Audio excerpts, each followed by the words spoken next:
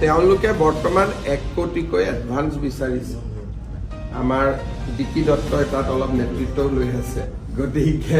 তেওঁলোকৰ চেনেল বনাই ৰাখিছে যে 1 কোটিৰ পৰা 10 কোটিলৈ এবাৰ 22টা টিকটৰ দাম উঠিব আৰু যিদিনাখনে টিকট এনাউন্স হ'ব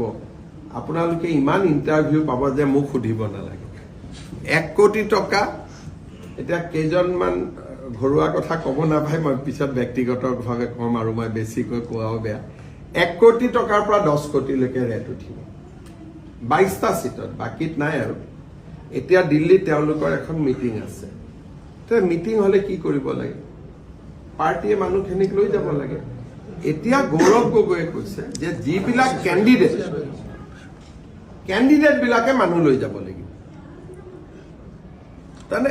কেণ্ডিডেটটো সকলো তুমি টিকট দিব নোৱাৰা এটা আনএথিক্যাল হল নে নাই তেওঁলোকে কৈছে এতিয়া আপোনালোকে চাব মিয়া এৰিয়াত প্লেনৰ আৰু ট্ৰেইনৰ টিকট কিনা ধুম উঠি আছে কিহৰ কাৰণে গৌৰৱ গগৈয়ে কৈছে যে পাৰ্টিয়ে মানুহ নিব 300 প্ৰত্যেক জিলাৰ পৰা 10 জন কৰি আৰু বাকি 14 তাৰিখৰ মিটিঙত যোনে যাব কেণ্ডিডেট বিলাকে লৈ যাব লাগিব কিন্তু কেণ্ডিডেট বিলাককতো তুমিতো কেণ্ডিডেট মানে এইটোতো কেণ্ডিডেট নহয় টিকট বিচাৰা কেণ্ডিডেটে টিকট ইলেকশ্যনৰ কেণ্ডিডেট এজনে হ'ব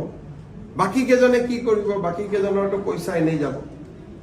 এইকেইদিন সবে আপোনালোকে খবৰ কৰক সবে ধামধুম টিকট কৰি আছে মই সুধিলো কিয় কৰি আছে বোলে যিমান বেছি নিম সিমানে টিকটটো কনফাৰ্ম এনেকে পাৰ্টি চলে নি এইবিলাক হৈছে কংগ্ৰেছৰ ৰাজনীতি আৰু মই ভিতৰৰ কথাখিনি গম পাই যাওঁ কলে আকৌ ইনকুৱাৰী লগাই দিয়ে কেনেকে গম পালে কি গম পালে